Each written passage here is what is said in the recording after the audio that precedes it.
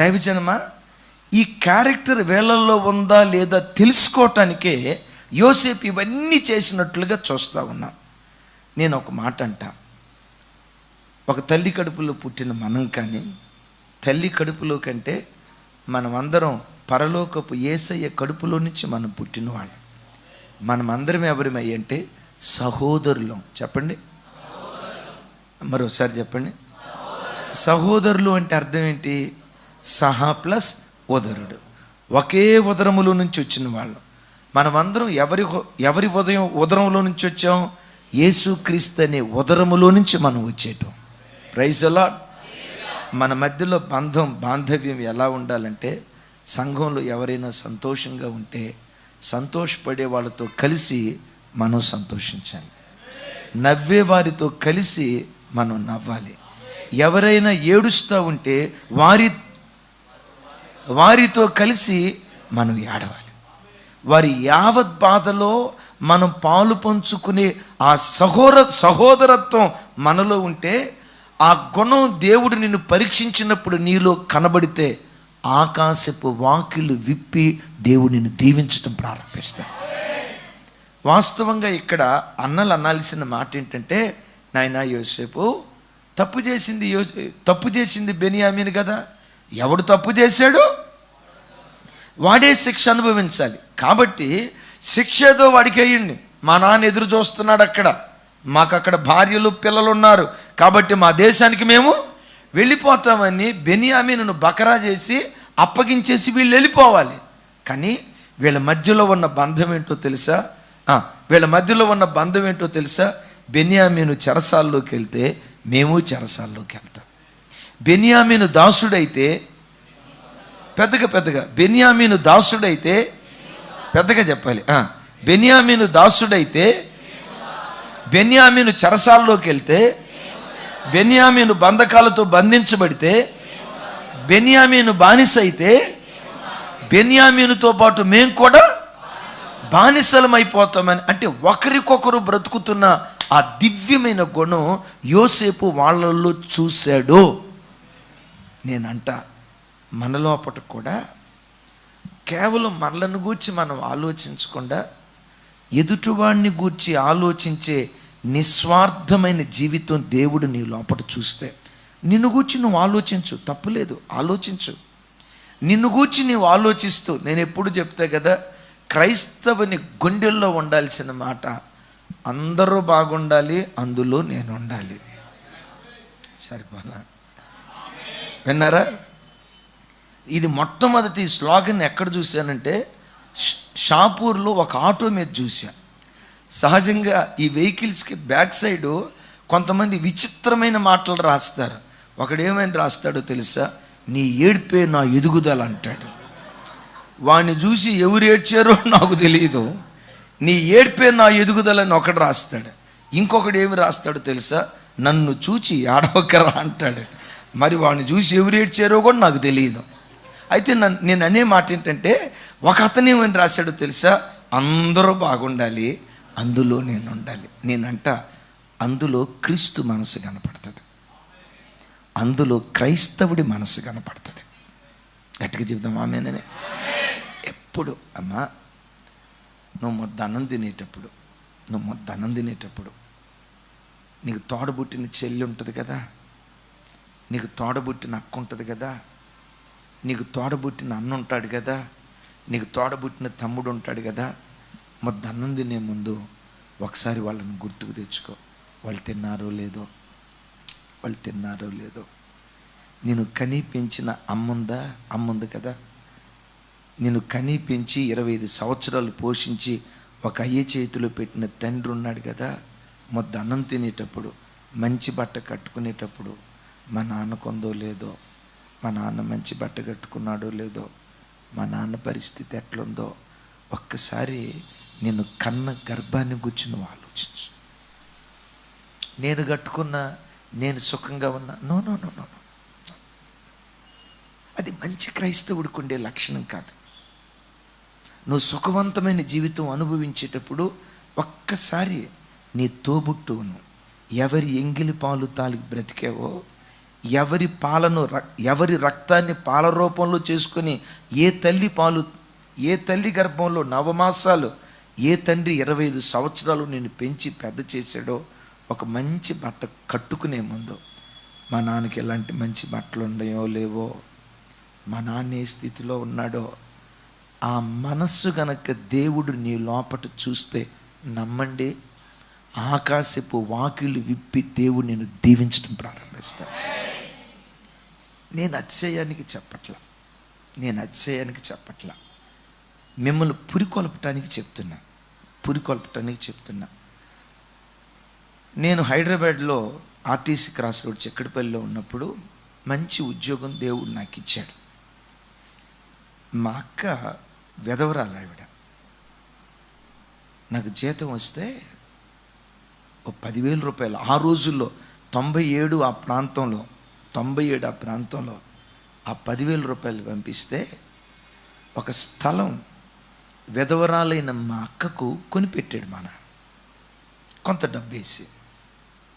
ఈరోజు అదే స్థలం ఉంది చూసారా, ఈరోజు ఆ రోజుల్లో 10,000 రూపాయలు కొన్న స్థలం ఈరోజు 20 లక్షలు 30 లక్షల రూపాయలు అయిపోయింది.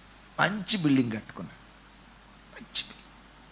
సరిగ్గా క్రిస్టమస్ వచ్చిన దినాల్లో నాకు అప్పు చేయటం అలవాటు లేదు, దేవుని దయ వల్ల. అలాగని నాలో ఉన్న గొప్ప కృప ఏంటో తెలుసా, నా చేతిలో పైసా నిలవబడతాం అంతే. నేను ఎప్పుడు యేసయ్యను ఒకటే అంటా, చూడండి, యేసయ్యా నన్ను ఆశీర్వదించంట. నా మాట అర్థమైందిరా తల్లి, ఏమంట? యేసయ్యా నన్ను ఆశీర్వదించని ఇట్లా అన్నాం, యేసయ్యా నన్ను ఆశీర్వదించంట. దీని అర్థం ఏంటంటే, నువ్వు ఇస్తా ఉండు, నేను ఖర్చు పెడతానయ్యా. సంవత్సరంకి వచ్చి చివరికి వచ్చేసరికి 0 బ్యాలెన్స్ కనపడాల. ఆమెనా? ఎవరు రా మనిషి నాయన, అన్యాయం చేసేవారు. ఇదే నా పని. అప్పుడు ఉద్యోగం చేసేటప్పుడు అంతే, దేవుని కృప ఎప్పటికీ, ఆ కృప నన్ను విడిచిపెట్టలా, ఎప్పటికీ విడిచిపెట్టదు. కృప వెంబడి కృప దేవుడిచ్చును గాక.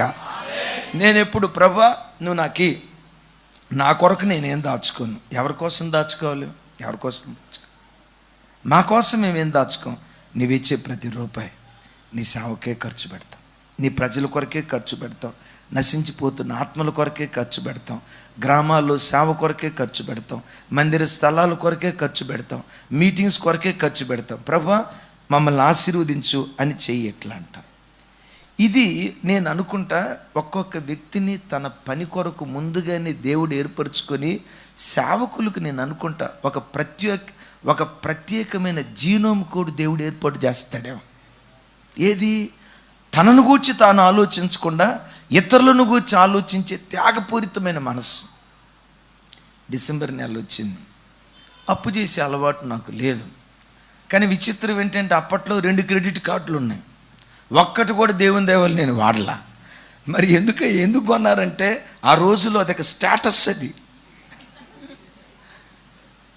అందువల్ల సరే, నా దగ్గర ఉన్న డబ్బులతో మా తల్లికి, మా తండ్రికి, నా కుటుంబీకులు ఎవరెవరైతే ఉన్నారో అందరికీ తీసుకుని, హైదరాబాద్లో నాతో పాటు 2 తమ్ముళ్ళు మా రూమ్లో ఉండేవాళ్ళు. మా చిన్న తమ్ముడిని నేనే ఇంటర్మీడియట్ చదివించా హైదరాబాద్లో. ఆ రోజుల్లో మా చిన్న తమ్ముడిని నేను ఇంటర్మీడియట్ చదివించా, పెద్ద తమ్ముడు ఉండేవాళ్ళు. కానీ అద్భుతం ఏంటంటే, మా 3 అన్నదమ్ముల్లో ఒక్కరోజు కొట్లాడుకున్నట్లుగా కానీ, గొడవ పడినట్లుగా కానీ, దేవుని కృప మేము కలిసిన 4.5 సంవత్సరాల్లో సింగిల్ డే కూడా లేదు. వాళ్ళు కూడా ఎంత మంచి వాళ్ళు తెలుసా? రమేష్ అని ఒక తమ్ముడు ఉండేవాడు. నేను ఎందుకు ఈ మాట చెప్తున్నానంటే, అన్నదమ్ముళ్ళ మధ్య ఒక పటిష్టమైన అనుబంధం ఉండాలి. అన్నదమ్ముల మధ్య కాదు, సంఘంలో కూడా అదే పటిష్టమైన అనుబంధం ఉండాలి. యేసయ్యకి మహిమ కలుగును కాక. ఆ తమ్ముడు కోకోకోలాలో ఉద్యోగం చేసేవాడు. ఆ రోజుల్లో 3,000 రూపాయలు జీతం వచ్చేది. ఆ తమ్ముడు ఎంత గొప్పవాడో తెలుసా? రావటం 3,000 రూపాయలు ముందు నా చేతిలో పెట్టేవాడు. అన్నయ్య 300 రూపాయలు దశంభాగం అన్నయ్య, 300 తీసుకునేవాడు. బస్ పాస్కి 170 రూపాయలు ఇయ్యి అన్నయ్య అని బస్ పాస్కు 170 రూపాయలు తీసుకునేవాడు. నేను అనేవాడిని, రమేష్ దశంభాగం ఇవ్వాలి తెలుసు కదా, ఆ 300 నువ్వే తీసుకొని, ఆ 150 రూపాయలు నువ్వే తీసుకొని, మొత్తం 470 రూపాయలు కట్ చేసుకొని 2530 రూపాయలు నాకు ఇవ్వచ్చు కదంటే, అట్టగన్నా ముందు మీ చేతిలో పెట్టిన తర్వాత కదా నేను తీసుకోవాలన్నాడు. అంత ఐక్యంగా ఉండేవాళ్ళం. అద్భుతం తెలుసా, అట్లా ముగ్గురు ఒకే షాప్ మీద వండుకునేవాళ్ళం, ఒకళ్ళ మీద ఒకళ్ళం. వీళ్ళు స్నేహితులు అన్నదమ్ముళ్ళు ఎవరికి అర్థం కాదు. నేను చెప్పే అబద్ధాలు కాదు, ఈ మాటలు లైవ్లో మేము కలిసి ఉన్నప్పుడు చూసిన వ్యక్తులు చూస్తారు. ఆర్టీసీ క్రాస్ రోడ్ ఆనంద్ గారని, దిల్షుక్ నగర్లో అప్పుడప్పుడు ఇక్కడ సాయంత్రం మీటింగ్కి వస్తారు, అశోక్ గారని, మేమంతా కలిసి ఉండేవాళ్ళం. అన్నదమ్ములు కాదు, స్నేహితుల్లాగా అంతకు మించి కలిసి ఉండేటువంటి వాళ్ళం. అయితే ఆ దినాల్లో అందరికీ బట్టలు తీసుకున్నాం. నా దగ్గరికి వచ్చేసరికి డబ్బులు లేవు. ఆ క్రిస్టమస్కి అందరికీ బట్టలు తీసుకొని నేను ఒక్కడనే పాత బట్టలతో చర్చికి వెళ్ళబోతున్నా. అప్పుడు ఒక తమ్ముడు నా దగ్గర ఉన్నాడు, ఇంకో తమ్ముడు ఊరు వెళ్ళాడు. ఆ తమ్ముడు నేను కొనుక్కోకలేదని చూసి ఆ తమ్ముడు కూడా కొత్త బట్టలు వేసుకోవట్లే. ఏమిరా తమ్ముడు కొత్త బట్టలు వేసుకోవట్లేదంటే,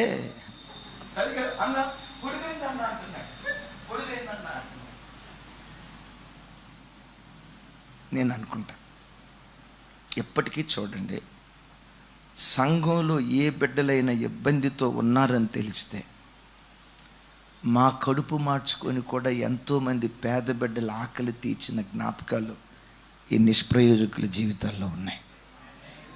ఆకాశమందలి దేవుడు అవి చూశాడు. నేనంట సంఘంలో కూడా మనం ఎలా ఉండాలంటే, సంఘానికి వచ్చిన తర్వాత మీ ప్రాంతం వేరు, మా ప్రాంతం వేరు, మీ కులం వేరు, మా కులం వేరు, మా వర్గం వేరు, మీ వర్గం వేరని మన మధ్యలో విభేదాలు ఉండకుండా ఒకే తండ్రికి పుట్టిన బిడ్డల్లాగా ఐక్యమత్యంగా దేవుని సన్నిధిలో కలిసి ఉండాలి. అసలు ఎట్లా కలిసి ఉండాలో అది నిజంగా మనకు అర్థమైతే దాన్ని నిజంగా పాటించమని నేను కర్రాకండి కనుక మీకు చెప్తే మీరు ఎవరూ చర్చికి రారేక. ఏంటో చెప్పంటారా? అయ్యా బ్రదర్, క్రొత్త నిబంధనలో ఉన్న పద్ధతి ఏంటో తెలుసా? వాళ్ళు సంపాదించిందంతా సమిష్టిగా పంచుకునేవాళ్ళంట. అంటే ఏంటి? ఒక ఆయనకి అసలు ఇల్లు లేదు, అద్దెంట్లో ఉంటున్నాడు.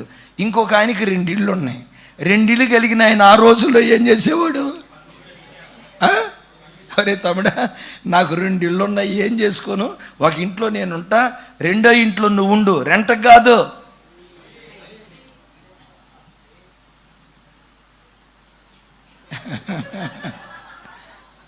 అంటే నేను అనే మాట, అంత ఐక్యంగా ఉండాలి.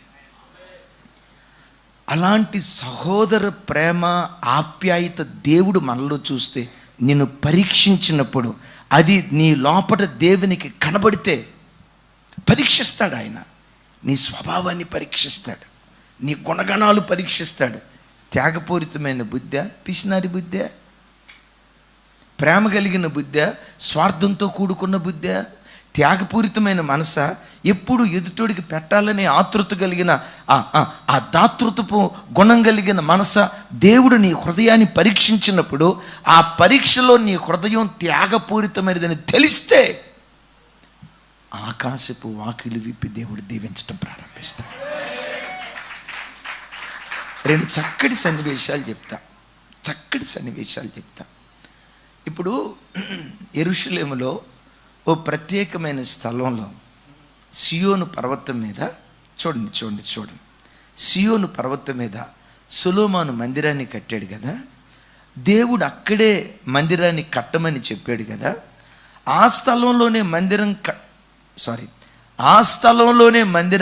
మందిరాన్ని కట్టడం వెనుక ఒక చారిత్రాత్మకమైన కథ ఉందట. చారిత్రాత్మకమైన కథ.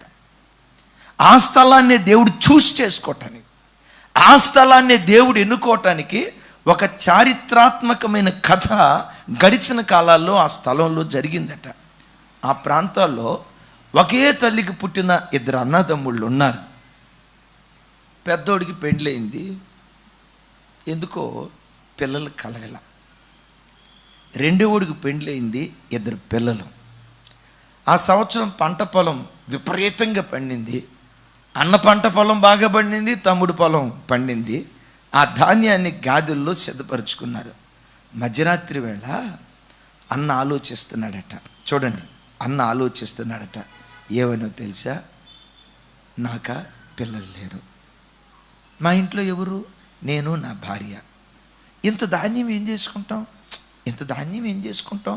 బాబోయ్, మా తమ్ముడికి 2 పిల్లలు, వాళ్ళని స్కూల్లో జాయిన్ చేయటం, ఫీజులు, డ్రెస్సు, యూనిఫాము, ఆ ఫాము, ఈ ఫాము. వాడు ఎల్కేజీ పుస్తకాలు ఇంత ఉంటాయి. ఆ పుస్తకాలు మహిళకి ఇట్లా ఊగులాడుతూ వస్తాడు. చదివేది యూకేజీ, వాడికి యూకేజీ అంటూ రాదు. యూకేజీ అంటూ రాకరే ఏం చదువుతున్నామంటే యూకేజీ అన్న. అయినా వాడు పుస్తకాలు చూసారా ఈ రేంజ్లో ఉంటాయి. ఇప్పుడు మనం ఉన్నాం, చిన్నప్పుడు స్కూల్కి వెళ్ళేటప్పుడు అద్భుతం, 4వ తరగతి దాకా. అయినా మనకు మార్కులు తక్కువ వచ్చినాయి అండి. సూపర్. ఇప్పుడు పిల్లలు ఉన్నారు చూసారా, వాడు డ్రెస్అప్ విషయంలో ఎక్కడ తగ్గడు. కానీ మనకు ఆ రోజులో డ్రెస్ లేదంతే. మన కాలంలో చూడండి, మన వాతావరణం ఏంటో తెలుసా? తలకు అవధం రాసుకుంటే మనం రాసుకునే వాళ్ళం కాదాం, అమ్మ రాసేది. అవధం కనుక రాస్తే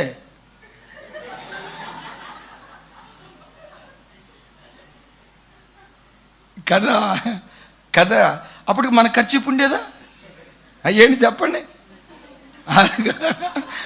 భాస్కర్ ఒకసారి చూపించట్టు అద్దుగా ఎట్లా అంట కదా. ఈ కాలంలో ఒక తండ్రి ఉన్నాడు, 7 ఖర్చీపులు. సోమవారం ఒక ఖర్చీపు అంట, మంగళవారం ఒక ఖర్చీపు అంట, బుధవారం ఒక ఖర్చీపు, గురువారం ఒకటి, శుక్రవారం ఒకటి, శనివారం ఒకటి, ఆదివారం ఒకటి, మొత్తం రోజుకు ఒక ఖర్చీపు అంట. ఇంత గెటప్ ఉంటుందా? వాడి దగ్గరికి వెళ్ళి రే చిన్న 3వ ఎక్కని చెప్పరా అని అన్నాం అనుకోండి, ఎక్కాలా, వాట్ ఈస్ దట్ అంటాడు. సరే ఎక్కాలి కాదురా టేబుల్స్ అని అన్నాం అనుకోండి, 3 6 జా ఎంత అన్నాం అనుకోండి, 3 6 జా 36 అంటాడు. 6 3 జా అంటే ఎంత అంటే 63 అంటాడు.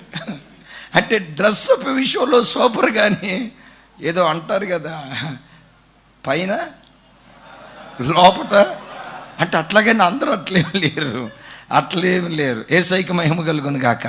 ఇప్పుడు అన్న ఆలోచిస్తున్నాడట, నా తమ్ముడికి 2 పిల్లలు, కార్పొరేట్. అయ్యో వాడి పరిస్థితి ఏంటి, భార్య, రేపు వాళ్ళని చదివించాలి, వాళ్ళు పెళ్ళిళ్ళు చేయాలి. నాకేముంది, నేను నా భార్య మొత్తం తింటే సరిపోద్ది అని మధ్యరాత్రి తమ్ముడికి తెలియకుండా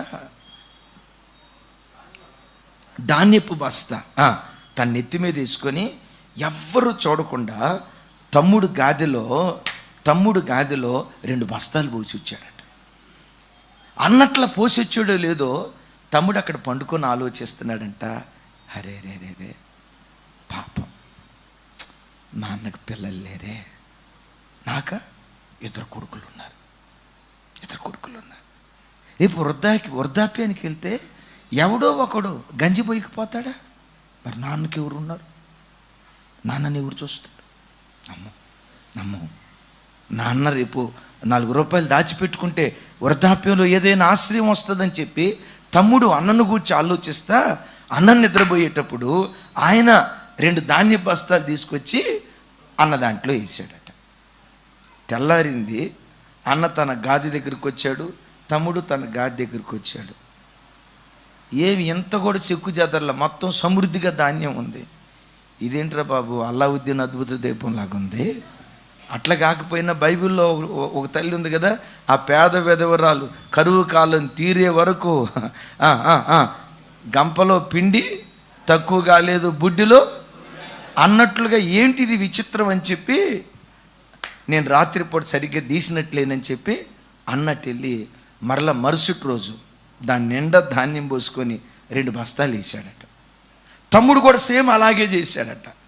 2వ రోజు అలాగే జరిగింది. బయటకు వచ్చి చూస్తే తెల్లారిన తర్వాత ఫుల్గా గాది నిండా ధాన్యం ఉన్నాయి. ఏంట్రా ఇది అని అర్థం కాక 2-3 రోజులు అలా చేసిన అట్లాగే అవుతుంటే ఇక ఈ అన్న ఏం చేశాడో తెలుసా, మొత్తానికి ఇక్కడ ఏదో జరుగుతుంది, నాకు తెలియకుండా ఎవరో నా దాని మీద మోస్తున్నారు అని అన్న, నాకు తెలియకుండా ఎవరో నా దానిలో మోస్తున్నారు అని తమ్ముడు, అసలు పోసేవాడు ఎవరో కనిపెట్టాలని చెప్పి తమ్ముడు అక్కడ, అన్న ఇక్కడ సాటును దాక్కున్నారంట. మధ్యరాత్రి 1 గంట అయింది, ఎవరూ రాలా. 2 అయింది, ఎవరూ రాలా. 3 అయింది, ఎవరూ రాలా.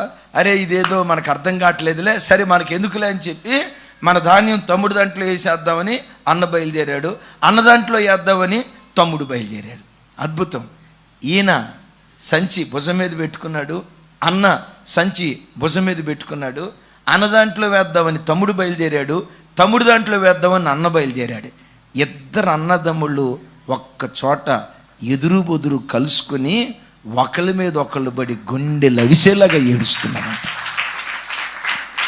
చరిత్ర గ్రంథాలు ఏం చెప్తాయో తెలుసా? ఆ స్థలములో సొలొమోను దేవుని మందిరాన్ని కట్టాడట.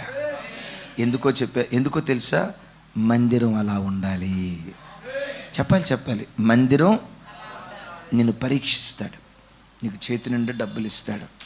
డబ్బులు ఇచ్చినప్పుడు నువ్వు సంఘానికి వచ్చినప్పుడు ఒకసారి సంఘ బిడ్డను చూడాలి. ఎవరైనా విధవరాళ్ళు ఉన్నారా? తండ్రి లేని బిడ్డలు ఉన్నారా? అనాథలు ఉన్నారా? నాకులాగా కడుపు నిండా భోజనానికి గతి లేని దేనస్థితిలో బ్రతికే వాళ్ళు ఎవరైనా ఉన్నారా? వాళ్ళు ఉన్నట్లుగా నీకు తెలిస్తే 2000 రూపాయలు చీర కొనుక్కునే నీవు 1500 పెట్టి కొనుక్కో. మిగతా 500 ఎవరో ఒక పేద బిడ్డకు నువ్వు సహాయం చేయి. నువ్వు దయ చూపిస్తే నీ కష్టకాలం ముందు దేవుడు దయ చూపించడం ప్రారంభిస్తాడు. ఈ గుణం నీలో ఉందా లేదా దేవుడు పరీక్షిస్తాడు. అది కనపడితే చాలు. యోసేపు ఇవన్నీ ఎందుకు చేశాడు అంటే పరీక్షించడానికి. యేసయ్యకి మహిమ కలుగును గాక.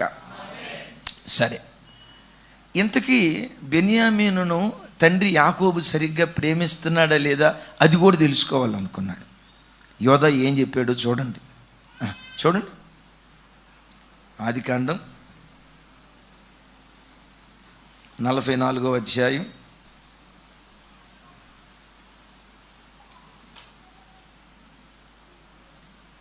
19వ వచనం. నాతో కలిసి చెప్పండి. 19వ వచనం. చక్కటి మాటలు అక్కడ రాసి ఉంటాయి. 19. ఏలినవాడు మీకు తండ్రి అయినను సహోదరుడైన ఉన్నాడా అని తమ దాసులను అడిగాను.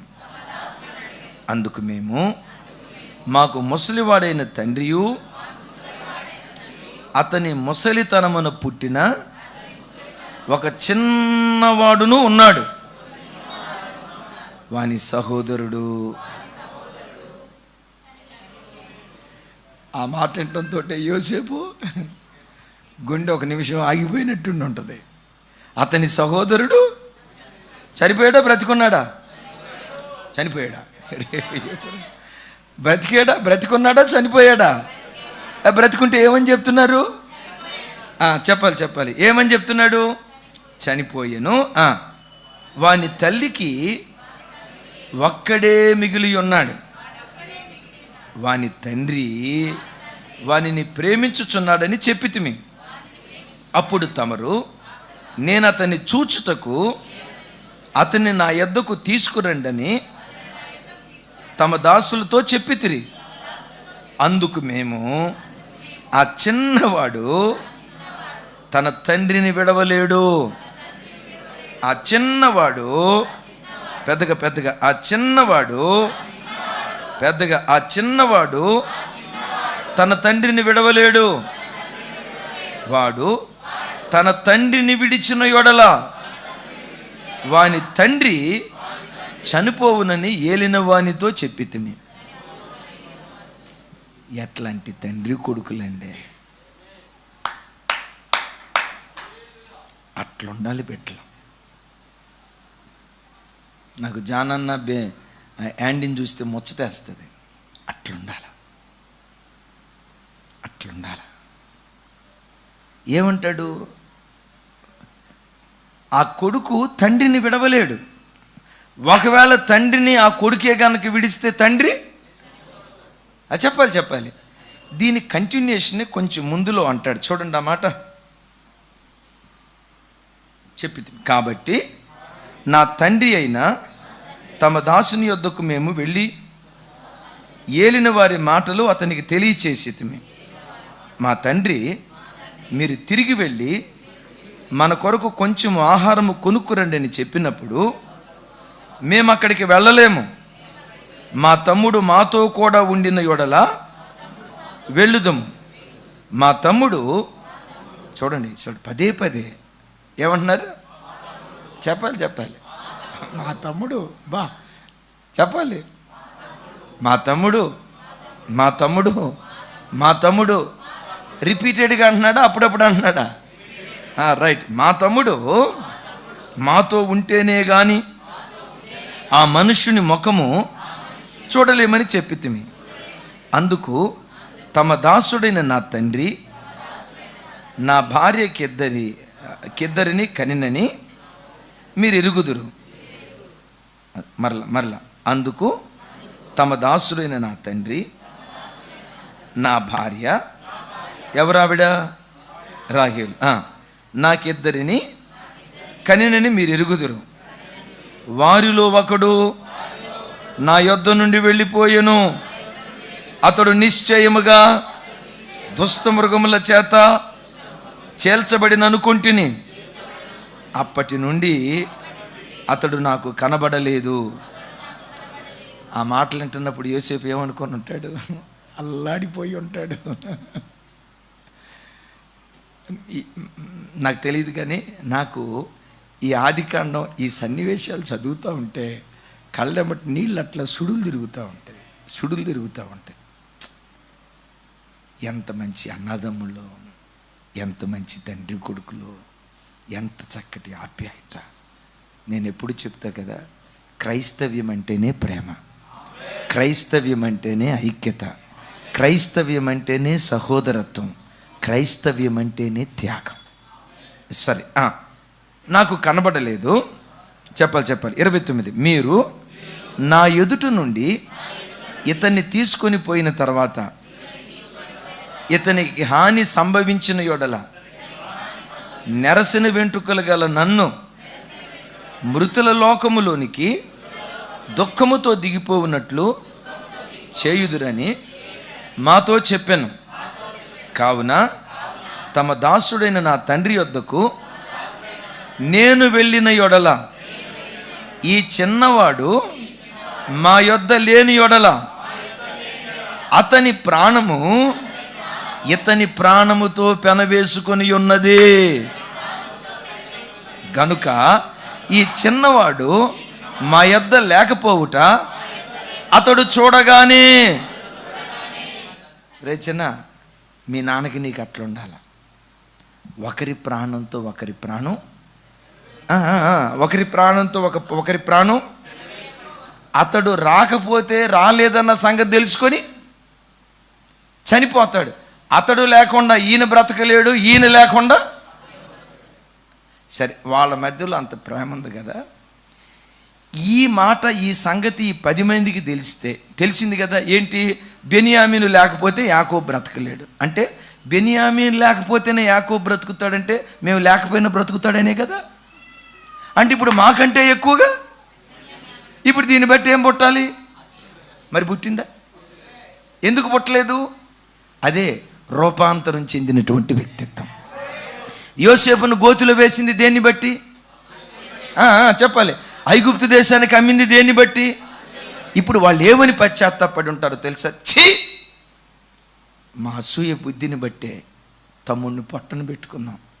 వాడు చచ్చాడో బ్రతికాడో, సజీవంగా ఉన్నాడో కాలగర్భంలో కలిసిపోయాడో, మా అసూయ బుద్ధే కదా తమ్ముడిని పోగొట్టుకోవటానికి కారణమైంది. అవును, తండ్రి ఎందుకు ప్రేమించాడు యోసేపుని? వాడి వ్యక్తిత్వం అలాంటిది. అంతకంటే విశేషంగా యోసేపు తల్లి లేని బిడ్డ. మరి తల్లి లేని బిడ్డకి ఇప్పుడు మేమున్నాం, మాకు తల్లి ఉంది, తండ్రి ఉన్నాడు. మరి యోసేపు దగ్గరకు వచ్చేసరికి తల్లి లేదు, తండ్రి ఒక్కడే ఉన్నాడు. ఇప్పుడు ఆ తండ్రి తల్లి ప్రేమను చూపించాలి, తండ్రి ప్రేమను చూపించాలి. ఛీ, ఎంత బుద్ధిహీనంగా ఆలోచించాం! ఛీ, ఎంత అవివేకులుగా ఆలోచించాం! తండ్రి మనస్సు ఎరగక అసూయ బుద్ధితో ఇట్లా ఆలోచించామా ఛీ అని నిందించుకొని యోసేపు పట్ల జరిగిన తప్పు చెప్పాలి. మీరు అందుకోవాలని నాగింది. నీ మెదడుకి మేత పెట్టాలి. తమ్ముడు చెప్పాలి. యోసేపు విషయంలో జరిగిన తప్పు బెన్యామీను విషయంలో జరగకూడదు. యోసేపును పోగొట్టుకున్నట్లుగా బెన్యామీను మేము పోగొట్టుకోకూడదని బెన్యామీను కాపాడుకోవటానికి ఎంత పరిపక్వత కలిగిన స్థాయికి వాళ్ళు ఎదిగారో చూడండి. ఇప్పుడు యోసేపు ఇవన్నీ ఎందుకు చేశాడు తెలుసా? వీళ్ళు ఎదిగారా లేదా పరీక్షించడానికి చేశాడు. ఒకవేళ ఎదగలేదనుకోండి, వీళ్ళందరికీ తనను యోసేపుగా పరిచయం చేసుకునేవాడు కాదు. మీ దారిని మీరు బండిరా భయ్, రేపు మళ్ళీ మీరు ఇక్కడికి వస్తే ఇక్కడ కూడా కొట్లాడుకుంటే నా పరువు పోద్ది. ఈ అసూయతో వాడి మీద వీడి మీద వాడు ఎలిగేషన్స్ చేసుకుంటే నా విలువ పోద్ది, మీ బ్రతుకు మీరు బ్రతుకుతురుకోనప్పుడు అని చెప్పి వాళ్ళని పరీక్షించడానికి యోసేపు ఇవన్నీ చేశాడు. దైవజన్మ ఈ ఒక్క మాట చెప్పి నేను ముగిస్తా. యేసయ్య పిల్లలుగా మన జీవితాల్లో ఎప్పుడు ఒకరిని చూసి ఒకరు అసూయ పడకూడదు. ఇంకో రకంగా చెప్పాలంటే సంఘంలో ఎప్పుడు మనకు అసూయ ఉండకూడదు. కొంచెం పెద్దగా చెప్దాం. ఎందుకు సంఘంలో అసూయ ఉండకూడదో చెప్తాను తెలుసా? సంఘము క్రీస్తు శరీరం. మనం అందరం ఎవరిమై అంటే ఒకే శరీరములో సాటి అవయవాలం. పెద్దగా చెప్పండి. ఒకే శరీరములో మనమందరం ఎవరిమే? ఒకే శరీరం. ఎమాన్యుయల్ మినిస్ట్రీస్ అనే శరీరానికి చెందిన వాళ్ళు, క్రీస్తు శరీరం అనేది సంఘానికి చెందిన వాళ్ళు. ఈ ఒకే శరీరములో మనమందరం ఎవరిమి? సాటి అవయవాలు. ఈ అవయవాల్లో ఉండే గొప్పతనం ఏంటో తెలుసా? ఒక అవయవాన్ని పొగిడితే, ఒక అవయవాన్ని ఘనపరిస్తే ఆ ఘనతలో సమస్త అవయవాలు పాలు పంపులు పంచుకుంటాయి. ఇంకోసారి చెప్పమంటారా? ఒక అవయవాన్ని పొగిడితే, ఒక అవయవాన్ని ఘనపరిస్తే శరీరములో ఉన్న అవయవాలన్నీ ఆ ఘనతలో పాలు పంపులు పొందుతూ ఉంటాయి. యేసయ్యకి మహిమ కలుగును గాక. ఎట్లాగో చెప్తాను. ఇప్పుడు ఒక తమ్ముడు బాగా పాట పాడాడు అనుకోండి. ఆ తమ్ముడి దగ్గరికి వచ్చి, తమ్ముడు నీ కంఠం సూపర్ తమ్ముడా, నువ్వు పాట పాడితే అచ్చం ఏ సన్నబాడినట్టే ఉంది తమ్ముడా, నీ గొంతు ఎంత బాగుందో అని అన్నాం అనుకోండి. పొగిడింది దేన్ని? పెద్దగా అబ్బా నీ గొంతు ఎంత బాగుందో, కంఠం అద్భుతం అని కంఠాన్ని పొగిడితే మనిషి అంతా ఏమైపోతాడు చెప్పండి? ఇప్పుడు ముక్కును పొగిడితే చూసి కళ్ళు అంటే నేను బాగాలేదా, చెవులు అంటే నేను బాగాలేదా, అంటే పెదాలు నేను బాగాలేదా అని అనుకుంటాయా? ఒక్క అవయవాన్ని ఘనపరిస్తే ఆ ఘనతలో శరీరపు అవయవాలన్నీ పాలిభాగస్తులు అవుతాయి. సంఘంలో ఎలాంటి ప్రవర్తన నీలో ఉంటే తెలుసా? పరీక్షిస్తాడు దేవుడు నిన్ను. సంఘానికి వచ్చిన నిన్ను పరీక్షిస్తాడు, నీ మనస్సును పరీక్షిస్తాడు. పరీక్షించి ఆ పరీక్షలో దేవుని మనస్సు గెలుచుకునే వ్యక్తిత్వం నీలో ఉంటే ఆకాశపు వాకిలు విప్పి నిన్ను దీవించడం దేవుడు ప్రారంభిస్తాడు. దేవుని మందిరానికి వచ్చినప్పుడు తన ప్రవర్తన జాగ్రత్తగా చూచుకునేవాడై ఉండాలి. నేనంట మందిరంలో నీ ప్రవర్తన యోసేపు తతిమ 11 మంది అన్నదమ్ముల ప్రవర్తన లాగుంటే, నేనంట యోసేపు ఆ 11 మందిని గోషేనులో పెట్టాడేమో. గోషేను కంటే శ్రేష్టమైన పరలోక రాజ్యంలో యేసయ్య మనలను కూర్చొని పెడతాడు.